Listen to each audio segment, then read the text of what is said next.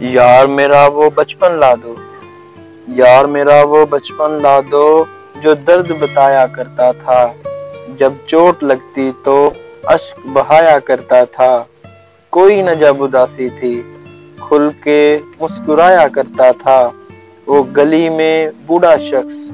جو کہانی سنایا کرتا تھا، سب بچے کھل کے ہنستے تھے، لفظوں کو یوں الجھایا کرتا تھا، پر جب سے ہم جوان ہوئے ہیں درد بتانا بھول گئے ہیں، مرد ہیں نا اس لیے اشک بہانا بھول گئے ہیں، غم مسلسل آئے ہیں اتنے مسکرانا بھول گئے ہیں، چل زندگی پھر سے وہاں جہاں غموں سے آشنائی نہ تھی، کہ جب آرام سے سوتے تھے،